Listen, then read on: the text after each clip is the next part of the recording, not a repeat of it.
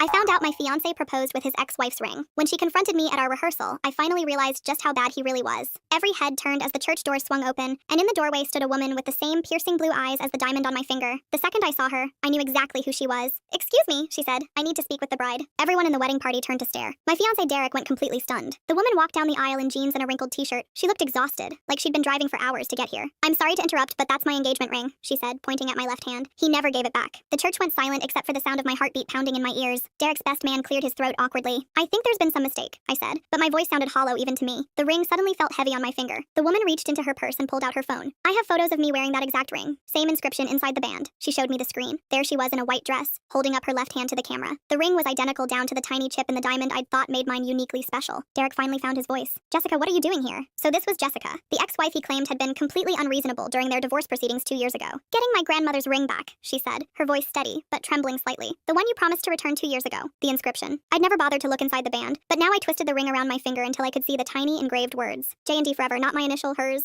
My legs felt shaky. I sat down hard in the nearest pew, staring at the ring like it might suddenly transform into something else. "Derek, is this true?" My voice came out as barely a whisper. He ran his hands through his hair, messing up the perfect style his groomsmen had spent an hour perfecting with pomade and hairspray. "I can explain," he said, but his voice cracked on the words. "When we got divorced, you said you'd lost it," Jessica continued, her hands shaking as she held her phone. "But my cousin saw your engagement announcement on Facebook 3 months ago. She recognized the ring immediately and called me. I looked around the church at the faces of our wedding party. My bridesmaids stood frozen by the altar, their carefully arranged bouquets hanging limply at their sides. My maid of honor, Emily, stepped forward. "Maybe we should take this somewhere private." "No," I said, surprising myself with how firm my voice sounded despite the tremor in my hands. "I want to hear this right here, right now." Derek's mouth opened and closed like a fish gasping for air. "Lily, please, let me explain everything later. After we what? Get married?" My voice was getting louder, echoing off the stone walls. "Explain what? That you proposed to me with another woman's ring?" Jessica pulled out a manila envelope from her oversized purse. "I brought the original receipt and some family photos. My grandmother bought this ring in 1952 when my grandfather proposed. It's been in my family for 3 generations." She handed me a yellowed piece of paper with faded blue ink. The date was from 71 years ago, the description matching my ring perfectly. 1 platinum solitaire engagement ring, 1 carat diamond, Art Deco setting. "This is the only thing I have left of her," Jessica said softly, her voice breaking. "She died when I was 16, and she left this ring to me specifically in her will." I started pulling the ring off my finger. It stuck a little at the knuckle, like it didn't want to let go after 8 months of believing it belonged to me. "Lily, stop," Derek said, reaching for my hand. "We can work this out. We can figure something else out." I jerked away from him, my skin crawling where he'd touched me. "Work what out? You stole your ex-wife's family heirloom and gave it to me like it was yours to give." The ring came free with a small pop. I held it out to Jessica, who took it with shaking hands and immediately slipped it onto her own finger. "Thank you," she whispered, tears streaming down her face. "You have no idea what this means to me. I thought it was gone forever." Derek was pacing now, his expensive dress shoes clicking frantically on the marble floor. "This is insane. The ring is mine. I paid for the wedding. I paid for everything during our marriage." "With what money?" Jessica shot back, her voice stronger now that she had her ring back. "You were unemployed for 6 months when we got married. You moved into my apartment, drove my car. My grandmother gave me this ring when I turned 18, years before I even met you. I felt like I was watching this happen to someone else. Like I was floating above the church, looking down at this complete disaster unfolding in real time." "How long have you been planning to get it back?" I asked Jessica, my voice sounding strange and distant to my own ears.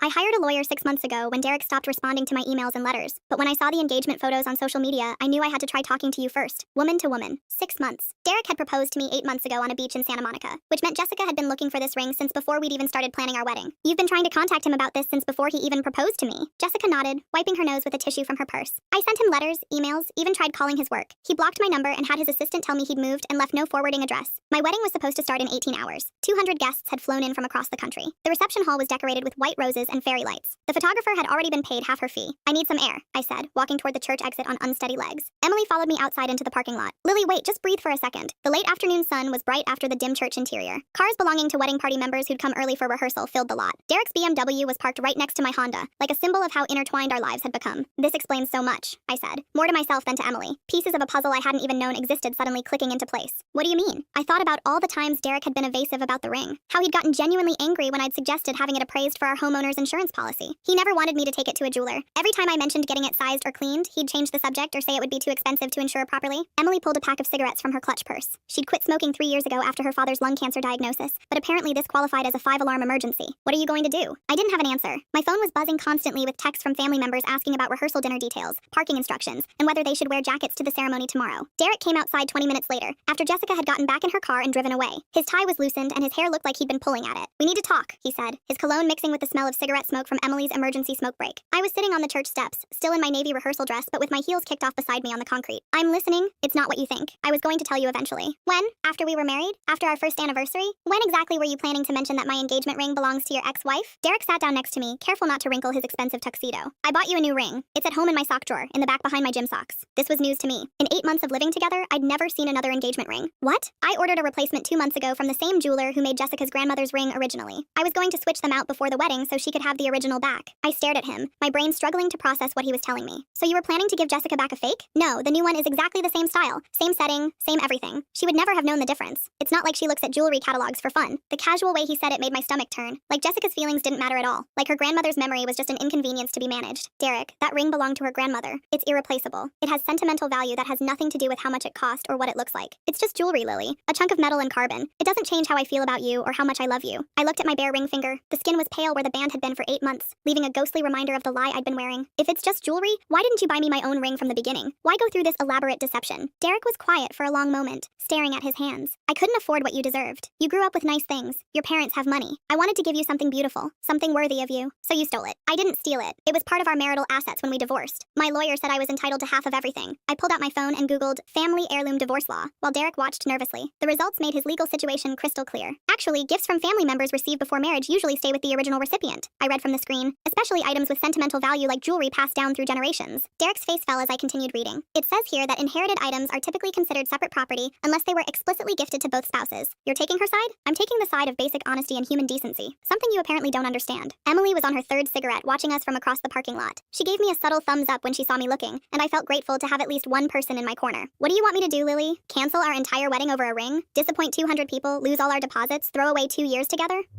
The casualness in his voice hit me like a physical slap, like this was all just a minor inconvenience instead of a fundamental betrayal of trust that had been going on for months. "You lied to me for 8 months about something I wear every single day, something I look at dozens of times a day and think about our future together. I was protecting you from unnecessary drama with my crazy ex-wife." I stood up, brushing invisible dust off my dress. "No, you were protecting yourself from the consequences of your choices. And don't call her crazy. She seems like the most reasonable person in this entire situation." Derek reached for my hand again, but I stepped out of his reach. "Come on, let's go to dinner. We can figure this out tomorrow after we've both had time to cool down." The rehearsal dinner. I'd completely forgotten that 40 people were expecting us at Maggiano's in an hour for antipasti and champagne toasts.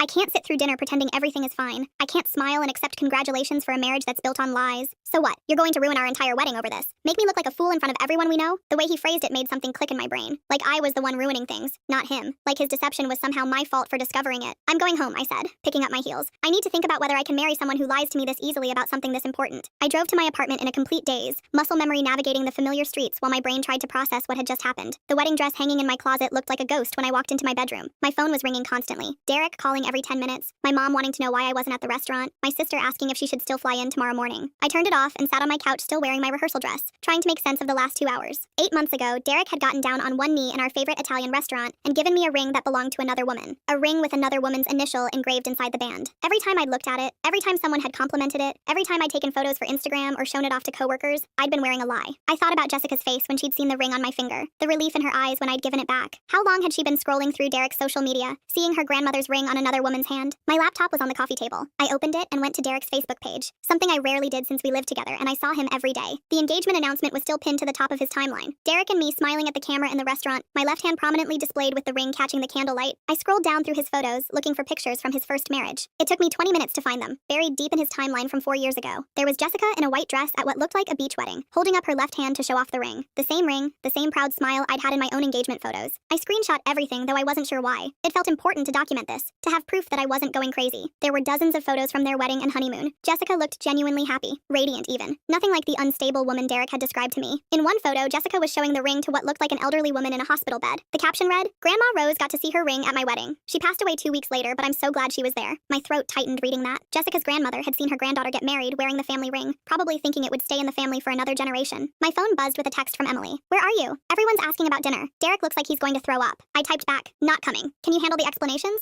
"Of course. Are you okay? Do you want me to come over?" I wasn't okay. I wasn't even close to okay. But I didn't know how to explain that in a text message. "Need to be alone right now. We'll call you later." I changed out of my dress and into sweatpants and Derek's old college t-shirt, then immediately took it off because it smelled like his cologne and made me feel sick. The wedding was in 16 hours, and I had no idea what I was going to do. Part of me wanted to go through with it anyway, to avoid the embarrassment and financial loss, but a bigger part of me couldn't imagine saying vows to someone who'd spent months lying to my face. I tried to think of other times Derek had been deceptive, and once I started looking, the examples were everywhere. Little things I'd brushed off or made excuses for, like the time he said he'd been at work late, but when I drove by his office to surprise him with dinner, his car wasn't in the parking lot. When I asked him about it, he said he'd had to move his car to the street because of construction. Or the time he told me he'd paid the electric bill, but then we got a shut-off notice 3 days later. He said there must have been a banking error that he'd call and sort it out. Or the countless times he'd claimed to have called me back when my phone showed no missed calls. Must be your phone acting up, he'd say with a shrug. I'd always given him the benefit of the doubt because I loved him and wanted our relationship to work. But now I was seeing a pattern of someone who lied reflexively, almost casually, whenever the truth was inconvenient. Derek showed up at my door at 11 p.m. I could hear him in the hallway, trying different combinations on my building's security lock that he'd seen me use dozens of times. Lily, I know you're up there. Your car is in the parking lot and your lights are on. I didn't answer. I was curled up on my couch watching Netflix with a pint of ice cream, trying to pretend this was a normal Friday night before a normal Saturday wedding. I brought the new ring, the one I bought for you. I want you to see it. That got my attention despite myself. I walked to the window and looked down at the parking lot. Derek was standing by the building entrance, holding up a small blue jewelry box. Against my better judgment, I buzzed him in. He looked terrible when I opened my door. His hair was disheveled, his shirt wrinkled and partially untucked, his eyes red and puffy like he'd been crying in his car. I'm sorry, he said before I could say anything. I should have told you about the ring from the very beginning. I should have been honest. I let him in but didn't sit down, keeping the coffee table between us like a physical barrier. Show me the new one. Derek opened the jewelry box with shaking hands. Inside was a ring that looked almost identical to Jessica's grandmother's ring, but when I looked closer, the diamond was slightly smaller, and the setting was subtly different. When did you buy this? 2 months ago, right after you mentioned wanting to get the ring appraised for insurance. I realized I was going to get caught eventually, so I ordered this as a replacement. So he'd been planning this deception for months, not just trying to figure out how to fix a mistake. The thought made me feel physically sick. Were you ever going to tell me the truth? About any of it? Derek set the box down on my coffee table like it was evidence in a trial. I hoped I wouldn't have to. I thought Jessica would just let it go eventually. Move on with her life. Let it go? It's her grandmother's ring, Derek. It's probably the most important piece of jewelry she owns. It's been 4 years since our divorce. She should have gotten over it by now instead of stalking my social media and tracking me down. I sat down across from him, needing the distance. This isn't about getting over anything. This is about you taking something that didn't belong to you and then lying about it for years. The ring was in our house when we separated. I lived there too. I had just as much right to it as she did. But it wasn't yours, Derek. It was a family heirloom that she brought into the marriage. It has nothing to do with shared assets or community property. Derek leaned forward, his elbows on his knees, looking like a man trying to sell me something I didn't want to buy. I wanted to give you something special, something that showed how much I love you and want to spend my life with you. By lying to me for 8 months? By giving you a beautiful ring with a romantic story. The actual history behind it doesn't matter as much as what it represents for us, but it did matter. It mattered that every time I'd looked at my ring, I'd been thinking about our future together, while he'd been thinking about his past and how to cover up his mistakes. What else have you lied about? Derek's face went pale, and for a moment I thought he might actually tell me something else. Nothing. This is the only thing, I swear. How do I know that? How do I know anything you've told me is true? We sat in silence for a few minutes. I could hear my upstairs neighbor walking around, probably getting ready for bed like a normal person whose life wasn't imploding 12 hours before their wedding. What do you want me to do? Derek asked finally, his voice small and defeated. I want you to leave. I need to think about whether I can marry someone who lies to me this easily about something this important. Lily, please, don't let one mistake ruin everything we've built together. We have a good life. We love each other. We're perfect for each other. But as he said it, I realized this wasn't just one mistake. This was a pattern I'd been ignoring for months, maybe years. Remember when you told me Jessica was crazy during your divorce? That she'd made unreasonable demands and tried to take things that weren't hers? Derek shifted uncomfortably in his chair. She did make unreasonable demands. Like what? Asking for her grandmother's ring back? She wanted half of everything, even things that were clearly mine. But the ring wasn't clearly yours. It was clearly hers. You've been calling her crazy and vindictive for wanting back something you stole. Derek stood up abruptly, nearly knocking over the coffee table. I didn't steal anything. Everything in that house was fair game during the divorce. Then why didn't you list the ring in the divorce paperwork? Why did you tell her you'd lost it instead of claiming it as part of your assets? He didn't have an answer for that, and I could see him trying to come up with another lie, another excuse that would make this all go away. I think you should go, I said, standing up as well. I need time to think. What about tomorrow? What about our wedding? What about all the people who are expecting to celebrate with us? I looked at the clock on my phone. It was 11:47 p.m. In 12 hours and 13 minutes, I was supposed to walk down the aisle to marry this man who'd been lying to my face for 8 months. I don't know. Derek picked up the jewelry box with the new ring, holding it like a peace offering. Can I at least leave this here, in case you change your mind? I nodded, though I couldn't imagine putting on another engagement ring from him, not after everything that had happened tonight. After he left, I called Emily even though it was almost midnight. She answered on the first ring like she'd been waiting for my call. How was dinner? I asked, needing to hear about something normal and predictable. Awkward as hell. Derek kept checking his phone every 5 minutes and barely touched his food. Your mom asked me 3 times if you were really okay, and I could tell she didn't believe the food poisoning story. What did you tell everyone? That you had a stomach bug and would hopefully be better by tomorrow. But Lily, people are starting to ask questions. Your dad looked really worried. I laughed despite everything, a slightly hysterical sound. Food poisoning? That's actually pretty creative. Are you going to go through with it? The wedding? I looked at the jewelry box Derek had left on my coffee table, sitting there like a symbol of everything wrong with our relationship. I have no idea. What does your gut tell you? My gut told me that marrying Derek would be the biggest mistake of my life, but my gut had also told me he was perfect for me for the past 2 years, so I wasn't sure I trusted it anymore. I'm not sure I trust my gut anymore. It's been wrong about Derek for 2 years straight. Emily was quiet for a moment, and I could hear her moving around her apartment, probably getting ready for bed. Maybe your gut was trying to tell you something all along, but you weren't ready to listen. That hit me harder than than I expected. How many times had I felt uneasy about Derek's explanations but talked myself out of questioning them? Do you want me to come over? I can be there in 20 minutes. No, I need to figure this out on my own. But thank you for covering for me tonight. Of course, that's what best friends are for. After we hung up, I tried to imagine walking down the aisle tomorrow, saying vows to someone who'd spent 8 months lying to my face about something I wore every single day. But I also thought about the deposits we'd lose, the guests who'd traveled from out of state, the embarrassment of canceling everything at the last minute. The caterer alone had cost $8,000, and the venue required full payment regardless of whether we showed up. My parents had already paid for the flowers, the photographer, the band. My phone rang at 1 a.m. The caller ID said Jessica Chen, and I realized Derek must have given her my number at some point, or she'd gotten it from the church directory. I'm sorry to call so late, she said when I answered. I couldn't sleep, and I wanted to make sure you were okay after everything that happened today. I'm not okay, but I'm not sure anyone would be in this situation. I also wanted you to know that I don't blame you for any of this. Derek can be very convincing when he wants something, very charming. I fell for it too. That was an understatement. Derek had convinced me he was honest and trustworthy for 2 entire years. Can I ask you something personal? I said. Was he like this when you were married? The lying about small things? Jessica sighed, and I could hear the weight of old pain in the sound. It started small, little things that didn't seem important at the time, but it got worse over the years. What kind of things? He'd tell me he was working late, but I'd run into his coworkers at the grocery store and they'd mention he'd left early. He'd say he'd paid bills that were still overdue when I checked our accounts. He'd claim he'd called to RSVP for things, but then we'd show up and they'd have no record of it. This sounded painfully familiar. Derek had a habit of stretching the truth about things that seemed minor, and I'd always assumed he was just trying to avoid conflict or had genuinely forgotten. Is that why you got divorced? Partly, but mostly because I realized I couldn't trust anything he said anymore. It's exhausting, living with someone you can't believe. You start second-guessing everything, even your own memories. After Jessica hung up, I sat in the dark thinking about trust and how long it takes to build versus how quickly it can be destroyed. I thought about all the times Derek had been stuck in traffic, when he was probably just running late and didn't want to admit it. All the times he'd claimed to have called me back when my phone showed no missed calls. Little lies that I'd overlooked because I loved him and wanted our relationship to work. But now they felt like red flags I'd been ignoring for months. At 3 a.m., I called my mom even though I knew she'd be asleep. She answered on the 4th ring, her voice groggy but immediately alert when she heard it was me. Lily, what's wrong? Are you sick? Should I come over?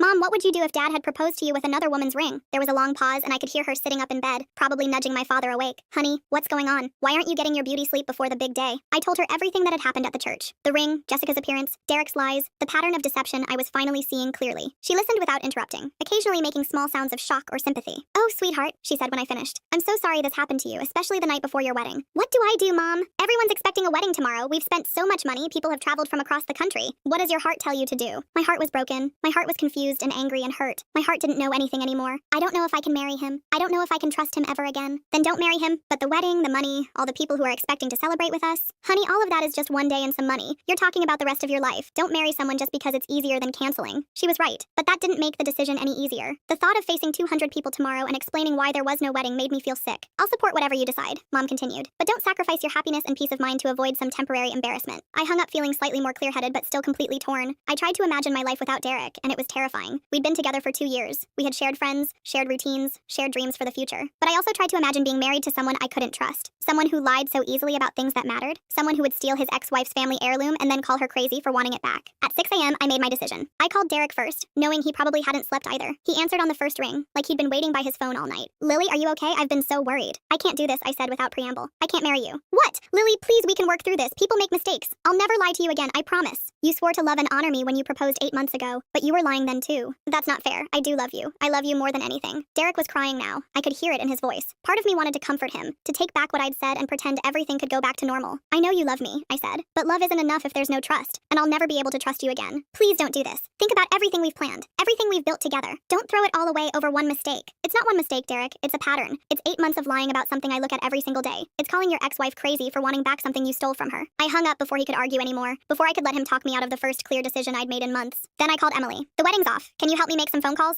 The next 6 hours were a blur of canceled vendors, disappointed relatives, and awkward explanations. Emily came over with coffee and donuts and handled most of the phone calls while I sat on my couch in my pajamas, eating sugar and trying not to think about the wedding dress hanging in my closet. The hardest calls were to my family members who'd flown in for the wedding. My grandmother had come all the way from Florida, and she cried when I told her what had happened. That boy never deserved you anyway, she said through her tears. I had a feeling about him at Thanksgiving. Something in his eyes didn't sit right with me. My uncle was less sympathetic. You're really going to cancel your entire wedding over a ring? Marriage is about compromise, Lily. You can't expect perfection. But this wasn't about perfection. This was about basic honesty and respect. The caterer was surprisingly understanding when Emily explained the situation. They couldn't refund our deposit, but they offered to donate the food to a local homeless shelter instead of letting it go to waste. The venue was less flexible, keeping both our deposit and the full rental fee since we were canceling with less than 24 hours notice. By noon it was done. No wedding, no husband, no ring, no happily ever after. I felt empty and relieved at the same time, like I'd been holding my breath for months and could finally exhale. Derek showed up at my door one last time that evening, just as the sun was setting on what should have been our wedding wedding day. He looked broken, like he hadn't slept or eaten or showered since our conversation that morning. His hair was greasy, his clothes wrinkled, his eyes red and swollen. "I brought your stuff from my place," he said, holding up a cardboard box, "and I wanted to return your key." Inside the box were my toothbrush, some clothes I'd left at his apartment, a few books,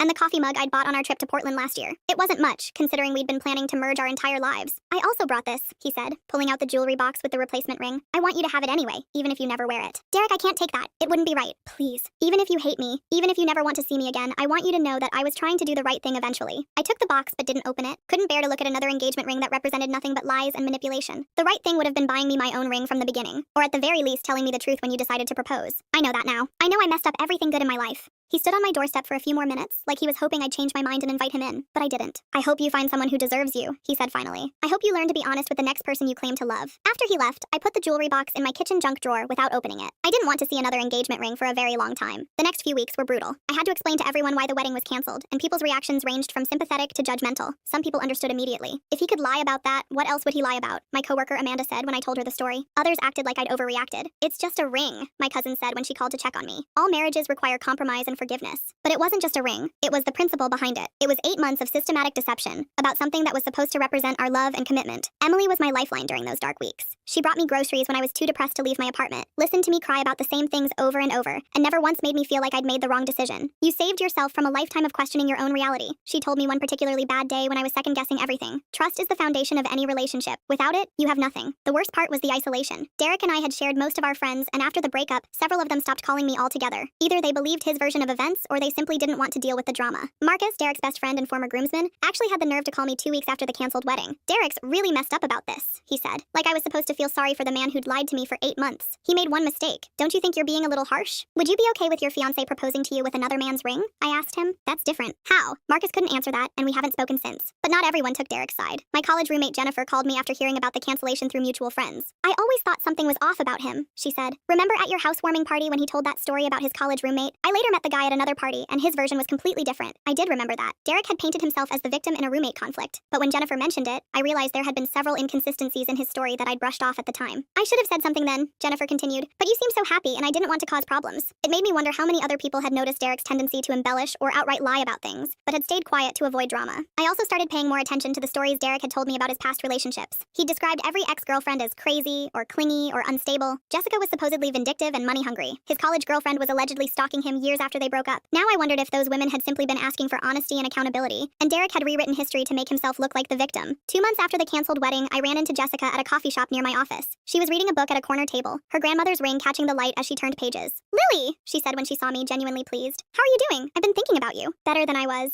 I said honestly. "Mind if I sit for a minute?" We talked for over an hour. Jessica told me more about her marriage to Derek, and the similarities to my own experience were startling. "He was so charming when we were dating," she said. "Attentive, romantic, everything I thought I wanted. But after we got married, the lies started getting bigger and more frequent." "What was the final straw?" "I found out he'd been telling his family that I was the reason we couldn't afford a house, when actually he'd been hiding credit card debt from me for months. When I confronted him about it, he said I was being paranoid and controlling." This sounded achingly familiar. Derek had a way of turning arguments around, making you feel like you were the problem for asking questions or expecting honesty. "He also used to go through my phone and social media," Jessica continued. "He said he was just curious, but then he'd bring up things from months earlier in fights, like he was keeping a running tally of everything I did wrong." I thought about how Derek always seemed to know details about my conversations with friends or family, even when I hadn't shared them with him. He'd explain it away by saying I must have mentioned it and forgotten, and I'd believed him. "I'm so glad you got out when you did," Jessica said. "I wasted 4 years trying to make it work with him." She told me she was engaged again, to a man who sounded like Derek's complete opposite. The first time I questioned something he said, I was terrified he'd get angry, but he just explained the situation more clearly and thanked me for asking. I cried that night because I'd forgotten what it felt like to be with someone honest. Jessica and I became unlikely friends after that. She was the only person who truly understood what it was like to be on the receiving end of Derek's manipulation. She also gave me some practical advice about moving forward. "Don't let him steal your ability to trust people," she said. "Not everyone is like Derek. Most people are basically honest, even if they're not perfect." 3 months after calling off the wedding, my life took another dramatic turn when Jessica called me at work, her voice shaking with panic. "Lily, Derek broke into my apartment last night. He's been arrested, but there's something you need to know. The police found things in his car that suggest this goes much deeper than we thought." I left work immediately and met Jessica at the police station. Detective Rodriguez showed us into a small conference room and spread out evidence photos on the table. "We found multiple engagement rings in Derek's vehicle," he explained. 7 different rings, all in jewelry store boxes. "We also found detailed files on numerous women, including both of you." My blood ran cold as I looked at the photos.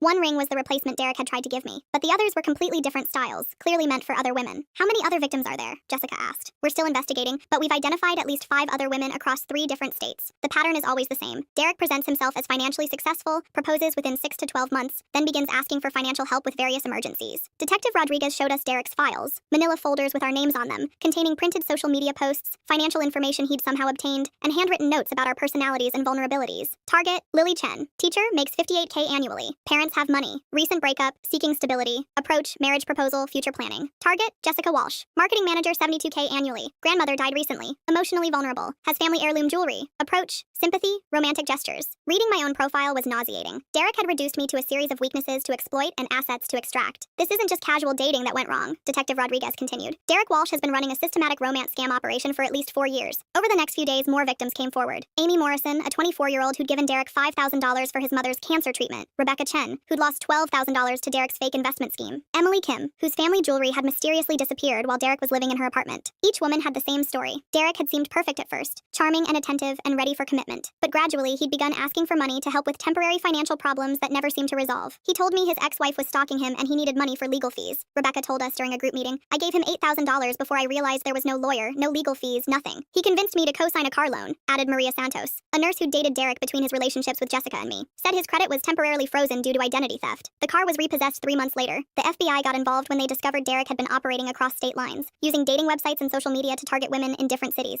Agent Emily Martinez briefed us on the scope of Derek's operation. We've identified 17 victims so far, she said. The total financial damage exceeds $200,000. But this case is significant for another reason. Derek's methods were extremely sophisticated. He studied each target for months before making contact, crafting a perfect persona to match what each woman was looking for. Derek had created multiple online identities, each with a carefully constructed backstory. To some women, he was a successful consultant. To others, he was an entrepreneur or a tech executive. He'd even used different photos in his dating profiles, though they were all actually him from different time periods and angles. He's not just a romance scammer, Agent Martinez explained. He's more like a serial predator who uses emotional manipulation instead of physical force to control his victims. Derek's trial began 8 months later. The prosecution had overwhelming evidence. The detailed victim files, financial records showing the flow of money from his targets to his accounts, and testimony from 17 different women spanning 5 years. But Derek's defense strategy was as manipulative as his romantic cons. His lawyer painted him as a hopeless romantic who'd made poor financial decisions, claiming the women had willingly given him money because they loved him. My client never forced anyone to give him money, his lawyer argued. These women made voluntary choices to support someone they cared about. The fact that the relationships didn't work out doesn't make their generosity criminal. It was sickening to watch Derek sit in court, perfectly groomed in an expensive suit, nodding along as his lawyer portrayed us as vindictive ex-girlfriends trying to destroy him. When it was my turn to testify, I looked directly at Derek as I described the 8 months I'd worn his ex-wife's stolen ring, believing it represented our love and future together.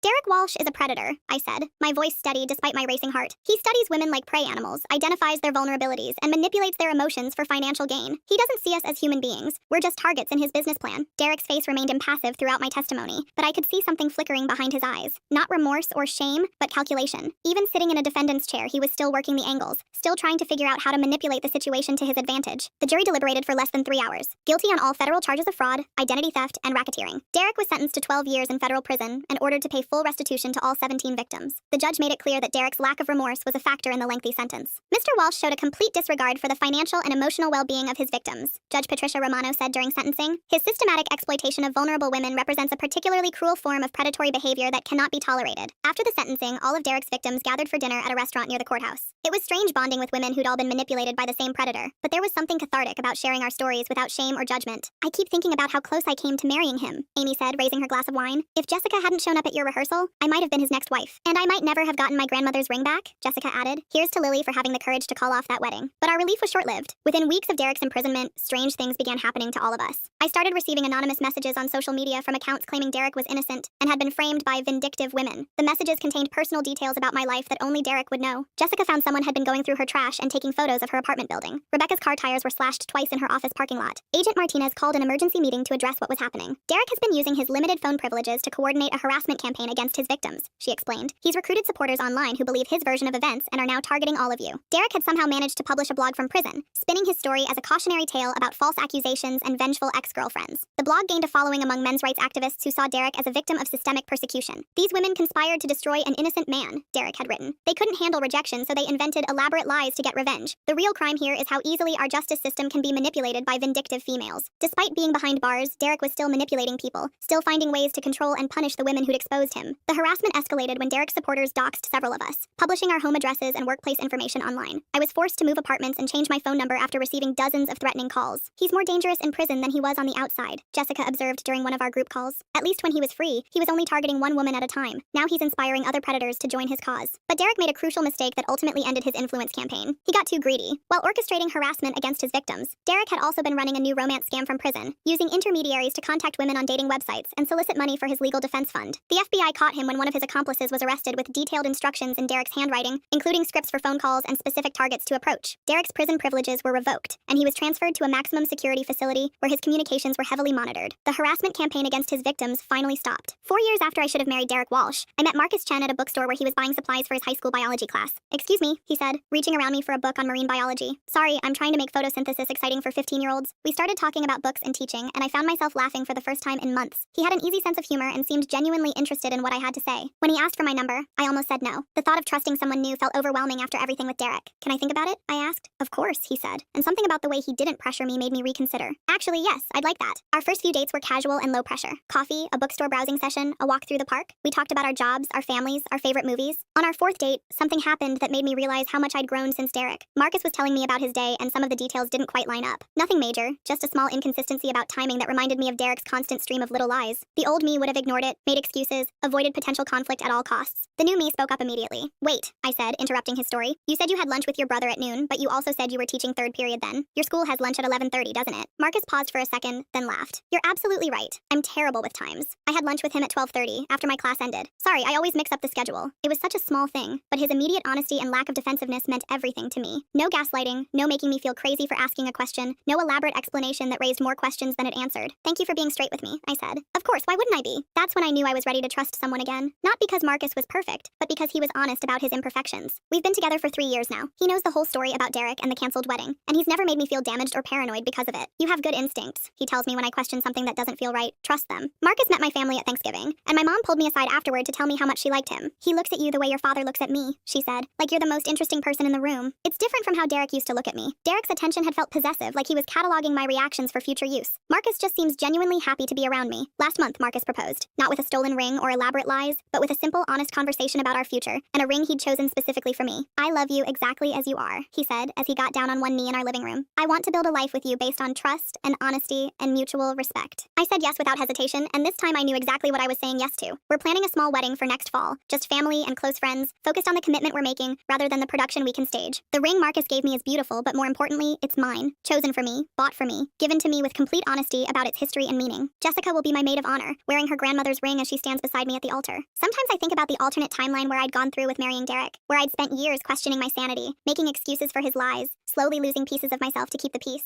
It's a life I can barely imagine now, and I'm grateful every day that Jessica walked into that church when she did. She gave me back more than a stolen ring. She gave me back my ability to trust myself, to demand honesty, to build a relationship worth having. The wedding dress Derek and I picked out together is long gone, donated to a charity that gives dresses to women who can't afford them. I hope whoever wore it had the honest, loving wedding I'm planning to have. As for Derek, he's serving his 12-year sentence in federal prison. I heard through the victim advocate that he's been denied parole twice for failing to show remorse or take responsibility for his crimes. Some people change when they face consequences, others just find new people to lie to. But that's not my problem anymore. I learned to stop trying to save people from Derek, including Derek himself. Instead, I focus on the life I'm building with someone who chooses honesty even when it's difficult, who respects my questions instead of deflecting them, who sees my strength instead of trying to undermine it. I almost married a man who stole his ex-wife's ring and lied about it for 8 months. Instead, I'm marrying a man who tells me the truth even about small things, who bought me my own ring with a story I can be proud to tell. The difference has made all the difference.